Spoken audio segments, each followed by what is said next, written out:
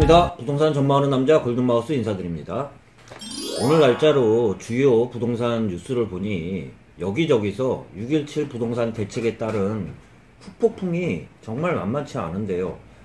제가 전 영상에서 말씀드린 것처럼 워낙 광범위하게 규제를 하다 보니까 오히려 규제가 강한 지역으로 오히려 수요가 몰리면서 일부 새로 들어온 지역이나 규제가 강해진 지역이나 다 갑자기 다 문제들이 다 생기고 있다는 이야기와 함께 하나하나씩 오늘 주요 뉴스에 대해서 한번 이야기를 나눠보면 대표적으로 나오는 이야기가 많이들 대책이 나온 다음에 제가 지적드렸던 내용들이에요. 일부 머릿기사들만 봐도 대충 내용들을 볼 수 있는데요. 국토부에서는 유주택자 대치 잠실로 이사하려면 이유 대라.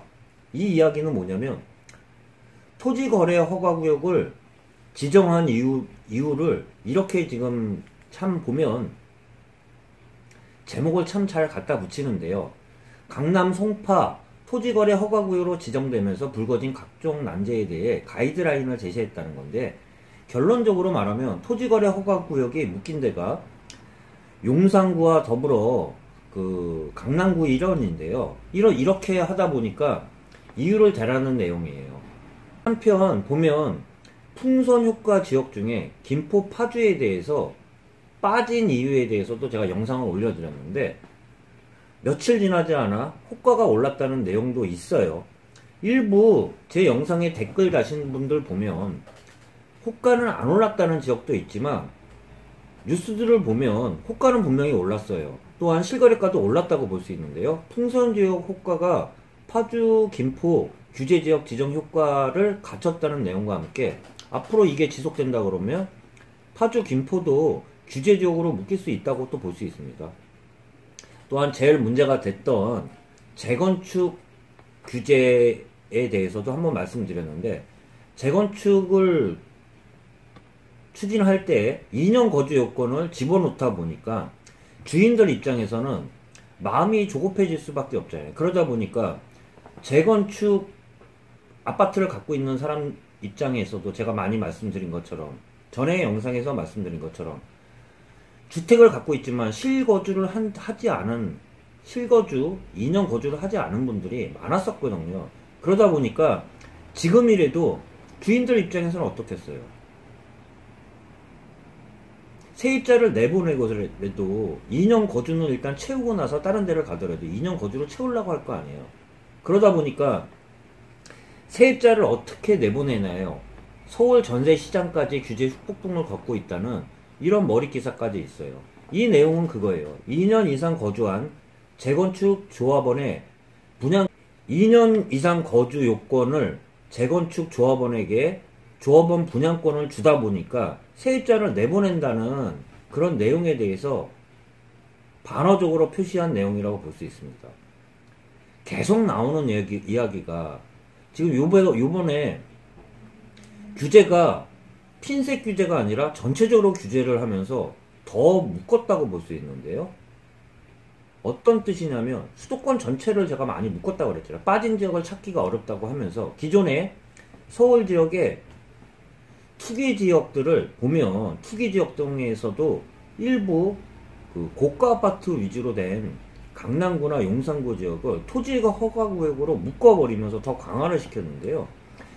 제가 전에 영상 나오자마자 했던 내용이 규제가 너무 커지다 보니까 오히려 규제 효과가 덜해지면서 이런 지금 말씀드린 부작용들이 일어날 거라는 내용을 드렸는데, 이런 내용에 대해서 뉴스들이 최근에 보면 계속 나오면서 결론적으로 말하면 규제 지역이 넓어짐으로써 오히려 규제 지역 간에서도 차별 현상이 일어나면서 어차피 같은 현상이라 그러면 서울 쪽으로 몰릴 수밖에 없어요.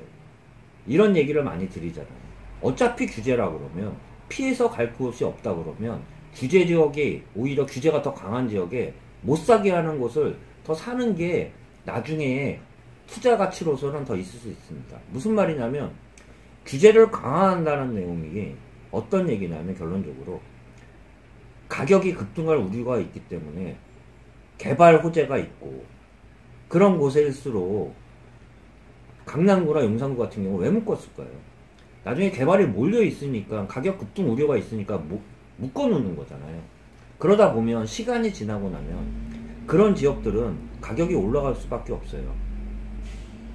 이 이유와 함께 투기 지역을 대폭 늘리면서 투기 지역 간에서도 이제 차별화가 될 거 아니에요. 투기 지역도로 많이 들어오면서 조정지역으로 많이 들어오다 보니까 조정지역도 조정지역대로의 차별화가 일어나면서 오히려 전에는 규제를 피해서 투자를 했다 그러면 지금은 규제 지역이 워낙 넓어지다 보니까 오히려 안으로 들어가려는 심리가 있으면서 오히려 지금 매매 시장보다는 전세 시장이 당장 요동을 치면서 추후 전세 시장이 요동을 치면 매매 시장에서도 분명히 촉매자 역할을 하는 거는 부동산 전세 시장이라고 이야기 드릴 수 있습니다.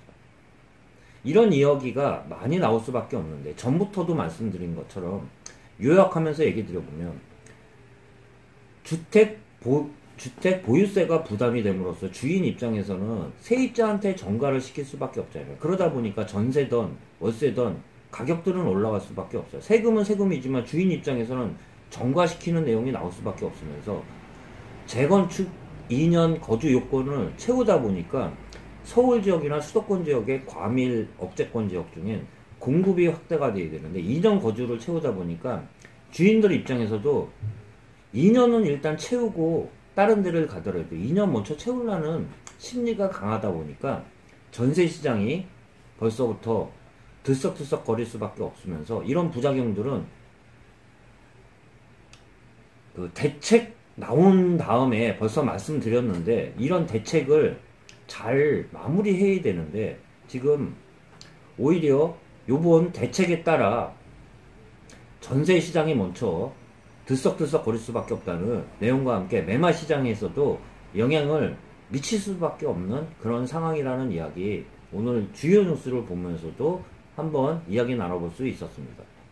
추후에서도 계속 나오겠지만 지금 워낙 규제 지역이 크다 보니까 일부 실수요자